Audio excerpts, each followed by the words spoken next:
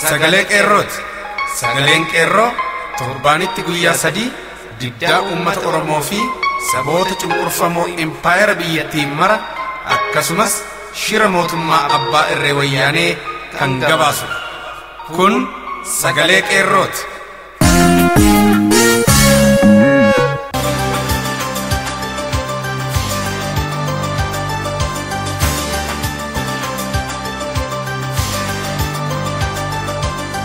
Onkololessa 15 bara 2015 harka fuuni akkam jirtu jaallatamoof kabajamoo dhaggeeffatoota sagalee qeerroo qophiin sagalee qeerroo as Oromiyaa irraa isiniif darbu kan guyyaa har'aa kunoo eegalleerra. Sagantaa keenya har'aa keessatti dursa oduutu isiniif dhiyaata. Dhiyaansuun ibsa qeerroo mootummaan EPRDF yookaan TPLF labsii master plaanii Finfinnee fi magaalota Oromiyaa to'achuuf baas caffeen Oromiyaa raggaasise guutummaatti dura dhaabbachuun qeerroon bilisummaa ibsa qabxii 7 baase karaa jaal tokkicha murteessaa isiniif dhiyaata. Akkasumas ibsa ejjennoo miseensota adda bilisummaa Oromoo koonyaa Victoria Australiyaas ni qabna. Wallee warraaqsaas ni qabna. Haga xumura sagantaa keenyaatti nu waliin turaan affeerraa keenya. Isin keessummeessuun kan isin waliin tur an ayyaanee kaayyooti. Amma hangafoota oduun isin dhageessisa. Master plaanii Finfinnee mormuun koongiresiin biyyaalessaa Oromoo waamicha hiriira nagaa dabarse.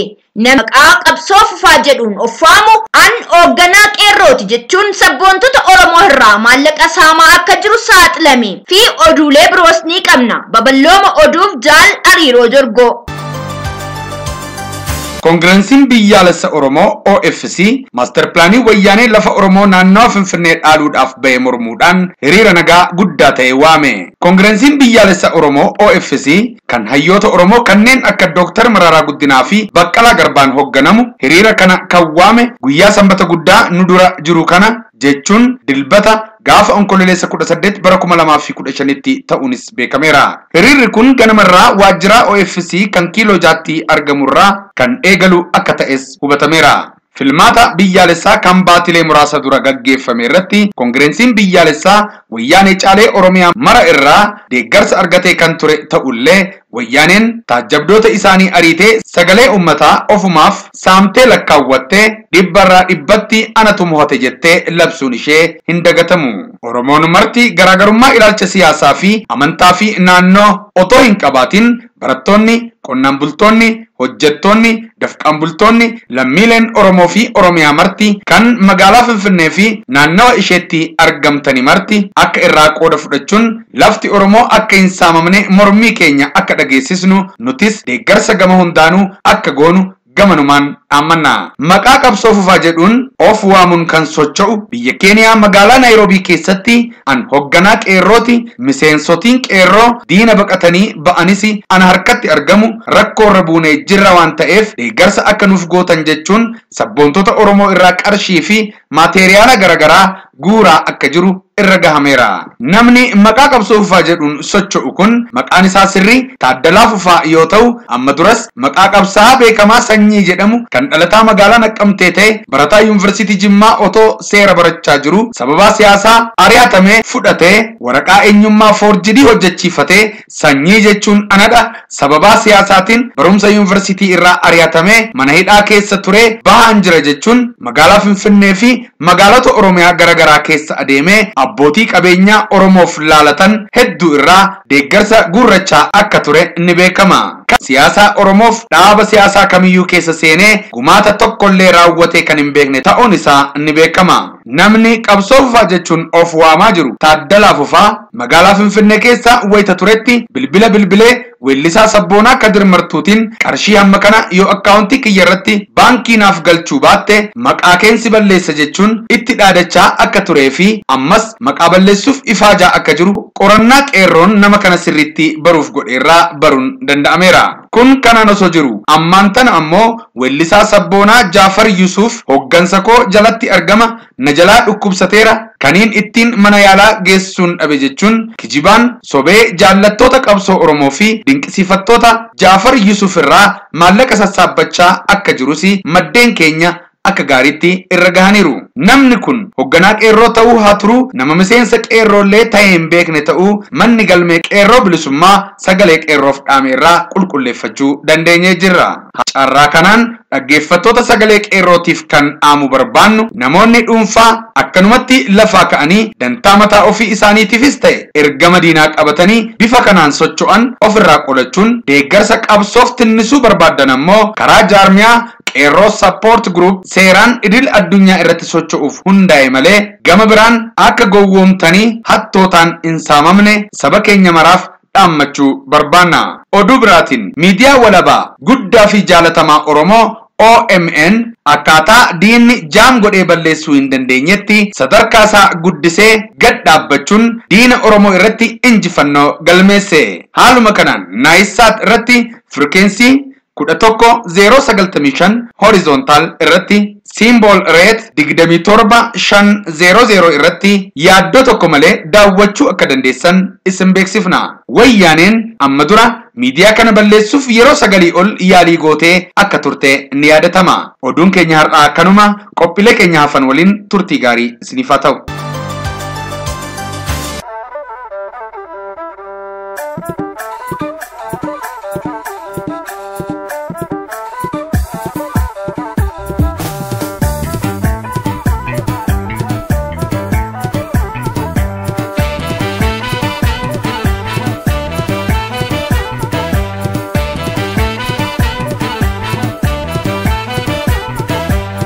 Kababu gadaya galotu barulano ngeda engaran ko medaya galotu mahmekan ko beda finfinne narumte megale magaji chirate mahmeka fikatu ya galotu garan ko bede enyulata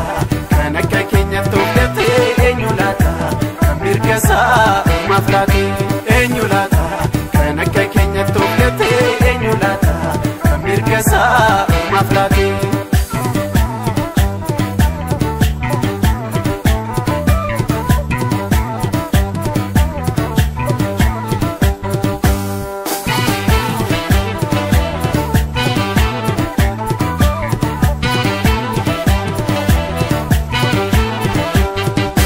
shawa kesa kanuti insamne kamilata kanurahi fudamne utujiru jirani jirretane lafakenya alegada nalemne nakakenya alegada nalemne afakenya alegada nalemne biyekenya alegada nalemne mirgakenya alegada nalemne alegada nalemne alegada nalemne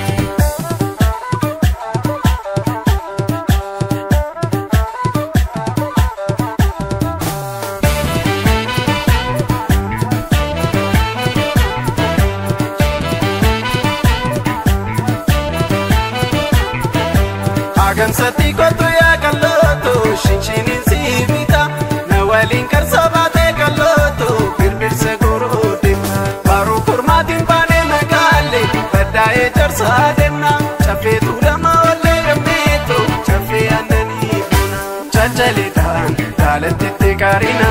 kabanadan dalati karina chachalitan dalati karina kabanadan dalati karina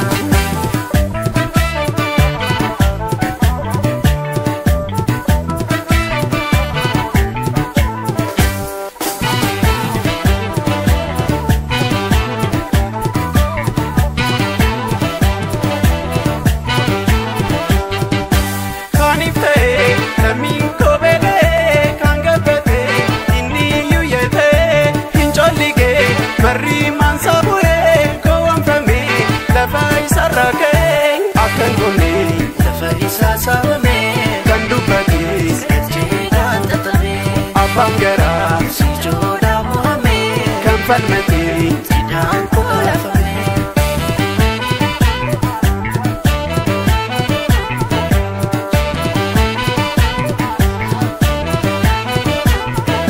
tulu heto dimtu ya kaloko ora finfinne bane karara darbine kaloko kullu ko kurma trefani rufa do bimbane megale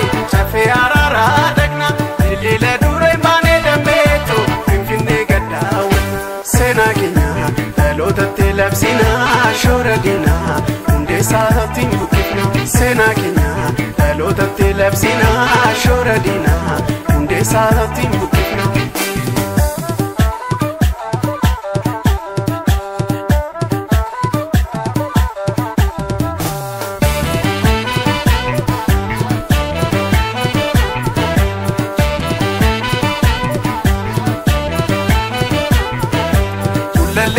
soya kaloto bakafuni rakasa dildela duren bane kaloto kulboti sidebisa yai gulalle kotu magale bakasena yadatu ole biye bulbula dameto sila kamadi sabatu angapera nakan kenya bedusa otunduri amiya sabunsa angapera nakan kenya bedusa otujuru akanjere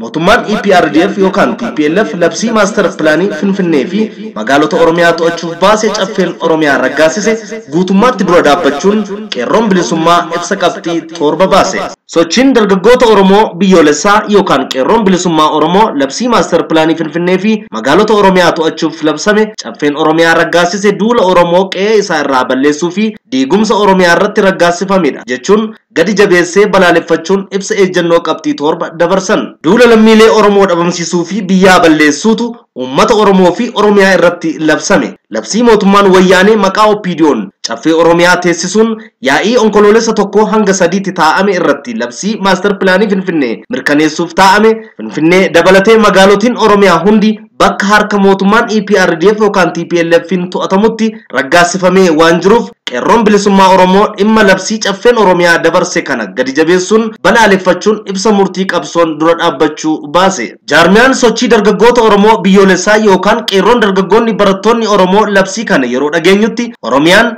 ummatni Oromoo aadaan afaanii fi eenyummaan Oromoo akkasumas qabeenya Oromoo sirna gadaa Oromoo hawaasummaan barnootaa fi diinagdee Oromoo harka sirna gabroomsaa EPRDF yookaan TPLF'n kan to'atamu ta'uu waan nutti mul'ateef gadi jabeessuun balaaleffanne. Labsiin kun akkuma bara 2014 qeerroon barattoonni Oromoo dhaabbilee barnoota olaanoo mormii maaster pilaanii Finfinnee magaalota naannoo Finfinnee fi magaalota gurguddoo Oromiyaa kanneen akka Amboo, Jimmaa, Mattuu, Naqamtee, Gimbii, Walisoo, Adaamaa, Shaashamannee fi Haramayaa to'achuun bulchiinsa magaalaa Finfinneetiin akka to'atamtuuf kan itti yaadame as bahedha jechuun gaaffii iyyannoo keenya lakkoofsa tokkoffaa hanga sagalaffaatti jiru keessatti kallattii hundaan dhiyeeffannee sagalee guddaa fi wareegama qaalii itti kanfaluun kan dura dhaabbannedha. Yoo xiqqaate ilmaan Oromoo 280 olitti lakkaa'aman wareegama lubbuu kanfalaniiru. Ilmaan Oromoo kumootamaan lakkaa'aman manneen hidhaa biyyattii garaagaraa keessatti jumlaan hidhamuun daran ulfaataa argaa kan jiranii fi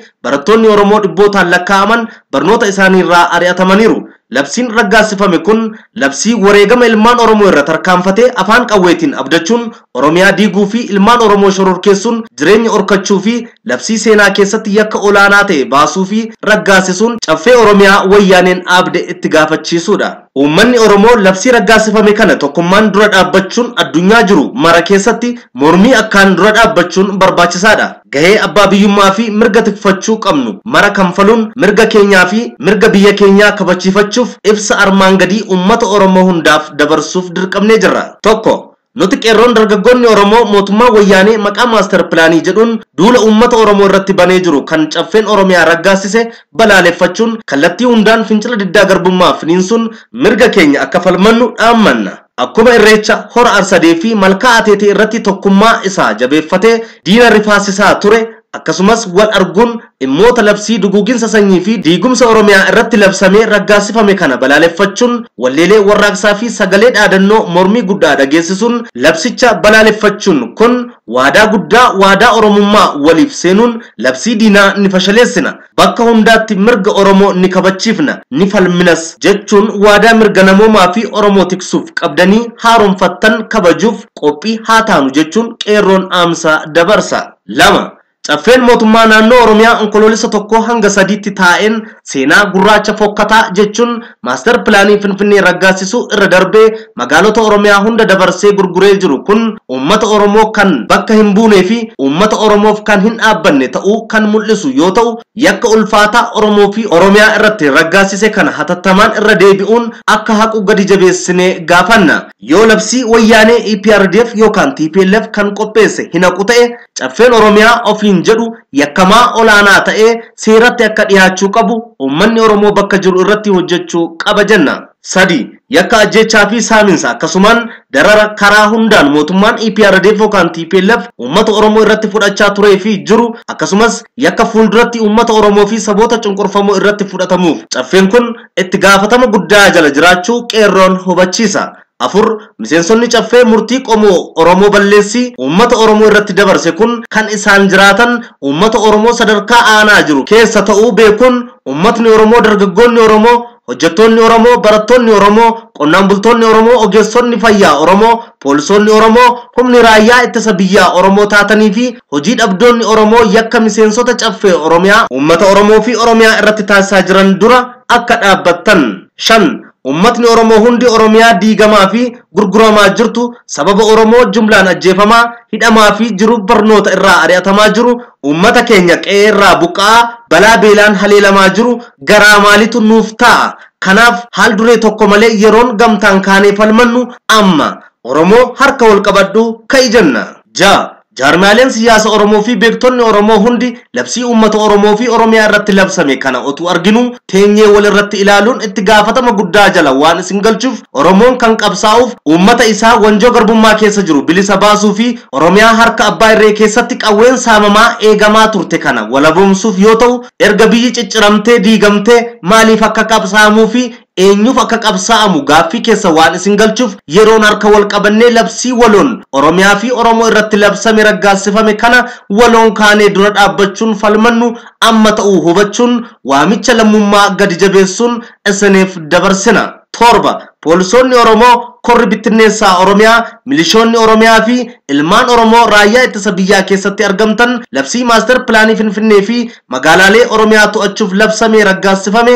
kana dura akka dhaabbattan waamicha keenya isiniif dabarsina. Mootummaan wayyaanee EPRDF yookaan TPLF humnoota caqafaman kana irraa meeshaa hidhannoo waraanaa hiikkachiisuu waan danda'uuf bakka jirtan hundatti dammaqinsaan of eeggannoo gootanii duula saba Oromoo irratti banamee akka balaaleffattanii mirga saba keessanii falmattan jechuun waamicha keenya isiniif goona jechuun qeerroon bilisummaa Oromoo labsii maaster pilaanii Finfinnee fi magaalota Oromiyaa to'achuu fi uummata Oromoo jumlaan hidhuu fi ajjeesuuf qophaa'e kana kutannoo fi murannoodhaan dura dhaabbachuun falmachuutti kan jiru ta'uu ibsa qabxii 7 dabarfachuun labsii uummata keenyaa fi Oromiyaa irratti raggaasifame gadi jabeessuun balaaleffanna. Injifannoo uummata Oromoof gadaan gadaa bilisummaati. Qeerroo bilisummaa Oromiyaa. Aba'oo dhaabakoo abdiinti yeesuma hagamuu yoo turtu moo hin sikeetuma.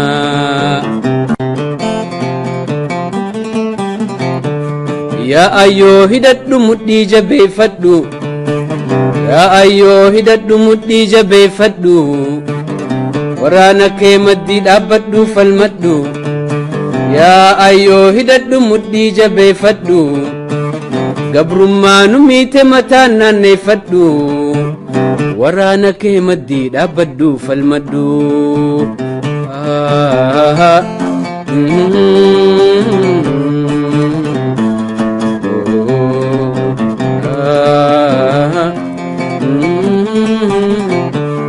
Meetakkaan dubbadha meetakkaan himadha meetakkaan dhaammadha meetakkaan dubbadha meetakkaan himadha meetakkaan dhaammadha yaa ijoollee Oromoo meena dhageeffadha.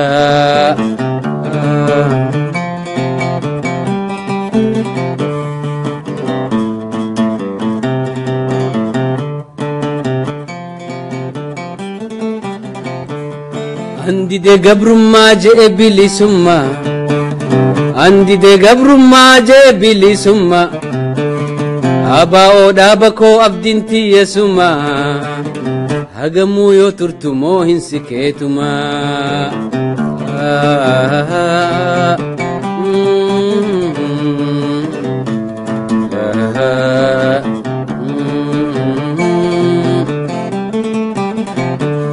عندي ده قبر ما جاء بلي سما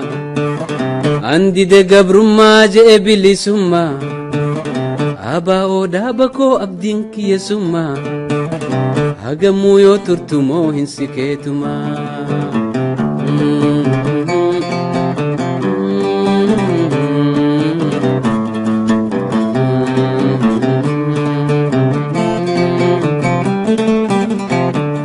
ميتكان دبدا ميتكان همدا ميتكان دامدا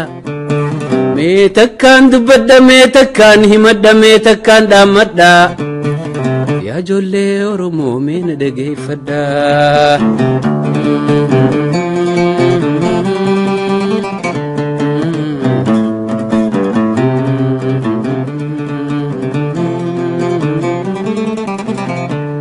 ميتكان دبدا ميتكان همدا ميتكان دامدا ميتكان دبدا ميتكان همدا ميتكان دامدا يا جول المانور ما من دقي فدا يا جول المانور ما من دقي فدا يا جول أورمو من دقي فدا ابسيد جنو مسينسوت أدبلي سما أورمو كونيا فيكتوريا أستراليا nuti miseensonni adda bilisummaa Oromoo Victoria Australia dhimma uummata Oromoo fi Oromiyaa irratti walgahii hatattamaa erga godhannee booda gocha mootummaan wayyaanee uummata Oromoo fi saboota cunqurfamoo kaan irratti taasisaa jiruu fi biyya keenya Oromiyaa keessatti badiinsa olaanaa raawwataa jiru gadi jabeenyaan erga mari'annee booda gocha jibbiinsa sanyummaa wayyaaneen raawwataa jiru balaaleffachuun waamichaa fi dhaamsa armaan gadii dabarfannee jirra. Tokko ummata Oromoo biyya keessa jiruuf baroota dhufaa darbaa garbummaa mootota Habashaa keessatti ummanni Oromoo acuuccaa akkamii jala ture. Haalli kun bara irraa baratti hammaachaa deemuu irraan yeroo ammaa kana garbummaa wayyaanee TPLF jalatti cunqursaa saba Oromoo fi saboota cunqurfamoo kaan irra gahaa jiru haalaan ammaataa waan ta'eef ummanni Oromoo lafa irraa buqqa'u qabeenya saamamuu fi biyyaa hari'amuu kan mirga falmatees hidhaa fi ajjechaan isaa mudachuun dararaan sanyii nama hirra hin geenye hirra gahaa waan jiruuf waan kana sagalee tokko nu gahe jechuun akka falmaa jabeessitan kaatanii wal kakaasuun sagalee keessanii fi gootummaa Oromoo addunyaatti akka mul'iftan qabsaa'oti adda bilisummaa Oromoo abdii isin irratti gataa waan dandeenyu cufaan hiree keessan jabeessuu fi umneessuu irratti ammoo akka isin waliin dhaabbannu waadaa keenya isiniif faaromsina. 2. Uummata Oromoo biyya alaa jiruuf fincilli barattoonni Oromoo qotee bulaan barsiisonni fi daldaltoonni akkasumas tikfatee bulaan Oromoo Oromiyaa keessatti geggeessaa jiru yaadaa fi qabeenyaan akkasumas ogummaa keenyaan bira dhaabbannee falmuuf kan abdatan uummata Oromoo alaa fi qabsaa'ota biyyoota alaa adda addaa irratti faca'anii yookaan tamsa'anii jiran waan ta'eef sagalee Oromoo biyya keessaa mirga falmachaa jiru taanee tokkummaa keenya tiksuun addunyaa irratti roorrifamaa jiraachuu keenya akka saba biyya alaatti iyyannu gaafanna. Gama biraanis qabeenya qabnu maraan dargaggootaa fi uummata keenya fincilarra jiru cinaa dhaabbannee sossoo fi waraana bilisummaa Oromoo tumsuu irratti akka tokkummaan kaanee yeroo garbummaa idda isaa ciruun gabaabsinu haa ta'u. 3. Hayyootaa fi maanguddoota biyya keessaa fi ala jiraniif hayyoonni Oromoo biyyoota alaa fi biyya Oromiyaa keessa jiraatan marti yeroo ammaan dura ture keessatti gariin keessan qabsoo Oromoo tumsuu fi Oromummaa sadarkaa har'a gahee jiru irraan ga'uu keessatti qoodi qabdan guddaadha. Gariin keessan ammoo deeggarsa qabsoof osoo qabdanii haalli fi umni akkasumas yeroon isin hanqisee kanneen barruu hin hiixatin yoo nageessan hundi haala badiinsaa uummanni Oromoo fi Oromiyaan irra jirtu gadi fageenyaan ilaaluun sochii warraaqsi bilisummaa fi walabummaa fi ilmaan Oromoo qixa maraa adeemsisaa jiran cinaa akka dhaabbattan dhala dhalaa fi guungummii hawaasa keessa deemuun qabsoo irraa fagaattanii baroota lakkoofsifachuu irraa akka hayyuu beekaa saba tokkootti yaadaa fi qalbii keessan tasgabbeessuun uummata keenya biyya keessaa mirga falmataa jiru deeggaruuf qabsoo bilisummaa Oromoo fi waraana bilisummaa Oromoo tumsuu irraa qooda dachaa fudhachuun akka seenaa galmeessistan kabajaan isin gaafanna. Afur barattootaa fi dargaggoota Oromoo yookaan qeerroo bilisummaa biyya jiran hundaaf. Barattootii fi dargaggooti yookaan qeerroon bilisummaa Oromoo baroota dheeraa bakka jirtanitti bilisummaa fi mirga uummata Oromoo falmuuf jecha wareega isin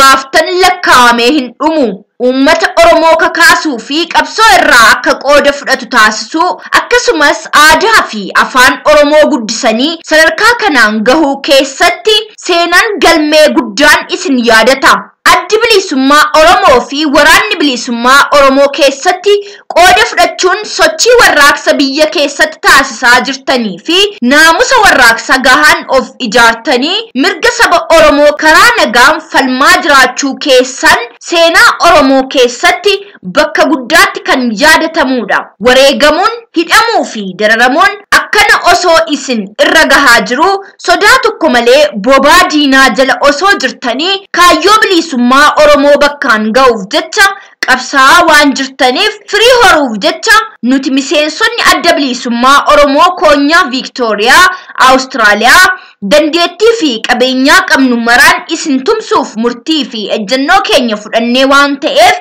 bakka jirtanitti warraaqsa finiinsuu irratti akka jabaattan imaanaa jaallummaadhaan manna. 5 gootota Oromoo waraana bilisummaa Oromoof. Waraanni bilisummaa Oromoo bakka jirutti waggoota dheeraa fi haala hadhaawaa meeqa keessa qaxxaamurtee nuffii fi hifata tokko malee qabsoo sabaa geggeessaa jiraachuun uummanni Oromoo akka sirriitti abdatu ta'ee jira. Gootummaa abbootiin keenya qabanii fi firii wareegama isaanii waan taatee jirtuuf sabni Oromoo fi qabsaa'oti Oromoo onneerraa jaalalaa fi mararfannaa isiniif qabu jechaan himuu hin dandeenyu. Yeroo ammaa kanatti haalleen akkanaa rakkisoo fi gudunfaa ta'e maraaf osoo hin jilbeenfatin qabsoo taasisaa jirtaniif kabaja itti horree akka injifannoo kaayyoon walabummaa bakka ga'uuf nuti miseensonni adda bilisummaa Oromoo Viiktooriyaa deeggarsaa fi tinnisa waraana bilisummaa Oromoof qabnu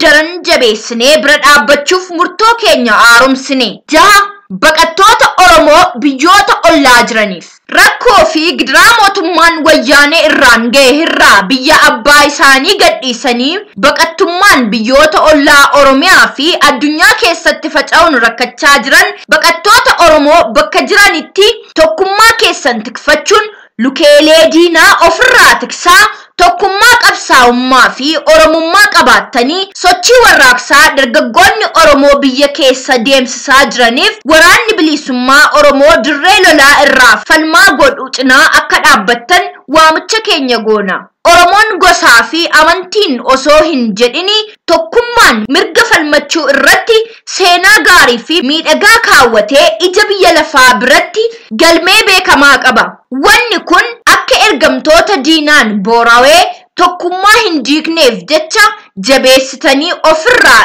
eegaa tokkummaa fi Oromummaa akka jabeessitan waamicha keenya taasifna. 7 Oromoota moggaasa qondaalummaa wayyaanee fudhachuun beekaa lammii miidhaa jirtaniif yeroof ittiin bulinnaaf jecha uummata keessan miidhuun kanneen moggaasa diinaa fudhattanii saba Oromoo miidhaa jirtan baroota dheeraaf uummanni keenya isinii obsee jira. Amma yeroon isaa yeroo himimmaan haadha hiyyeessaa Oromoo fi Oromiyaa falmataa jiru waan ta'eef deeggarsa wayyaaneef qabdan hatattamaan dhaabdanii saba Oromootti qaamaaf qalbiin akka haraaramtan isin akeekkachiifna. Kanneen gurgurtaa lafaa yookaan dachii Oromiyaa keessaas harka qabdaniif maqaa maaster pilaanii Finfinnee diinaaf tumsitanii uummata keenya lafa irraa buqqisaa jirtan akka harka keessan keessaa fudhattan gaafanna. Kana malees Oromooti biyya alaa irraa maqaa diiyaaspooraa jedhuun biyya galanii uummata keenya qe'ee irraa buqqisuu keessatti qooda fudhachuun wayyaaneef tumsa taasiftan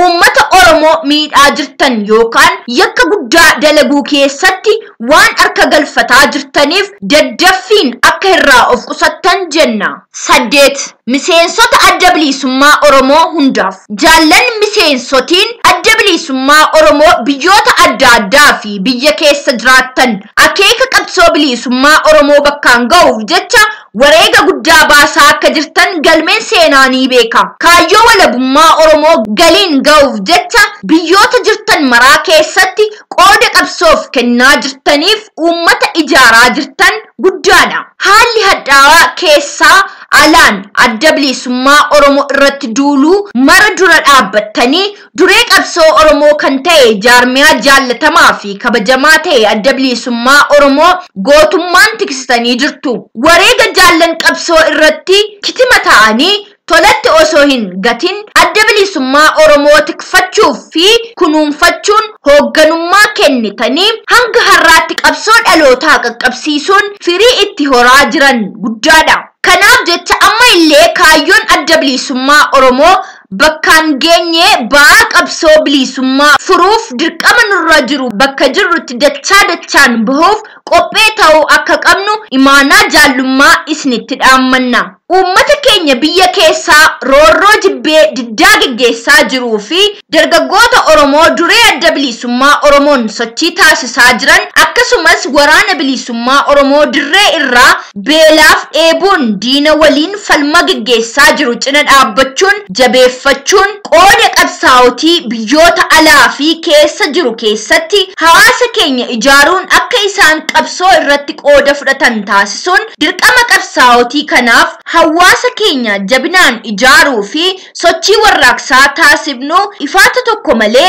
dachaan goonee qabsaa'uuf yeroon isaa amma waan ta'eef bakka jirtanitti akka ciminaan hojjettan galfata jaallummaa dhaammanna. Biyya keessatti yeroo ammaa kana maqaa maaster pilaan jedhuun wayyaaneen dachii Oromiyaa gurguraa jirtu dura dhaabbachuuf jecha sagalee uummata keenyaa taanee hawaasa keenya kakaasuun falmaa taasisuuf qoodi keenya akka jabaatu jenna. Gocha farrummaa wayyaaneen uummata keenya irratti raawwataa jirtu addunyaa beeksisuuf akka hawaasa Oromoo maraa waliin akka harka wal qabannee daran kakaanu dhaamsa keenya dabarsina. Miseensota koonyaa adda bilisummaa Oromoo Victoria Australia.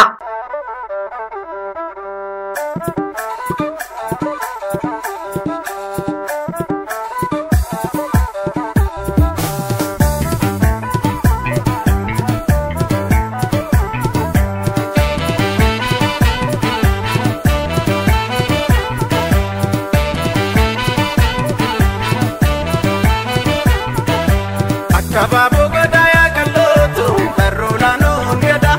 engaran ko medaya kalotu mafmekan ko beda finfinne narumte megale nagajichirate mamaka fikatu ya kalotu garan ko bede enyulata kanaka kenya tokete enyulata kamirkasa maflati enyulata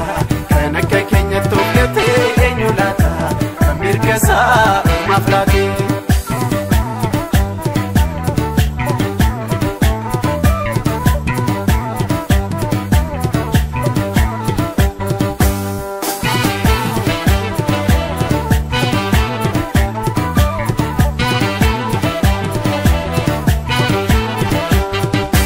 shawa kesa kanuti hinsa mamne kamilata kanurahi fudamne utujiru tirani jirretane lafakenya alegada nalemne megakenya alegada nalemne afakenya alegada nalemne biyekenya alegada nalemne birgakenya alegada nalemne alegada nalemne alegada nalemne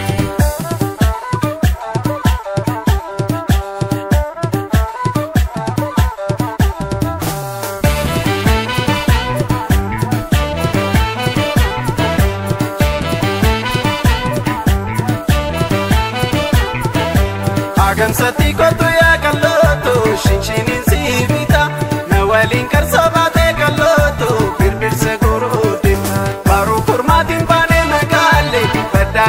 sademna chafetu lama wale gameto chafe andani buna chalchalitan dalatti karina kabanatan dalatti karina chalchalitan dalatti karina kabanatan dalatti karina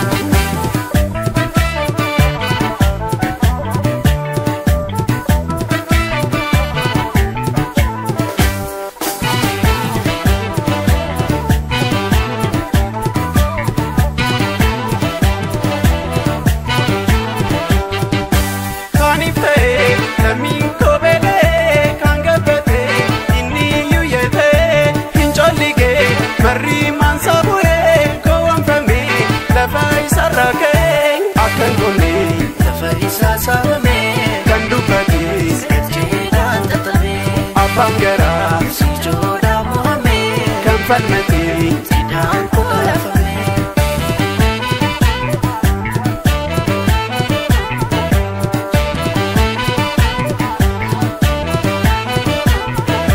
tulu heto dimtu ya kaloko ora finfine bane takarara darbine kaloko kullu ko kurma trefani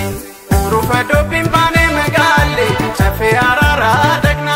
lila dure bane dameto finfine gadawan sena kenya dalota telapsina shoradina unde saati mukina sena kenya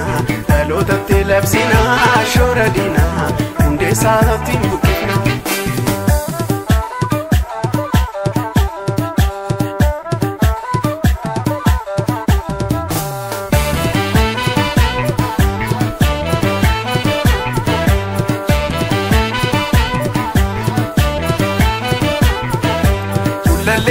soya kaloto bakafuni rakasa lildela duren bane kaloto kulboti sidebisa yai gulalle kotu magale bakasena yadatu ole biye bulbula dameto sila kamadi sabatu angabera nakan kenya bedusa otuyuri amiya sarinsa angabera nakan kenya bedusa otujuru akanjere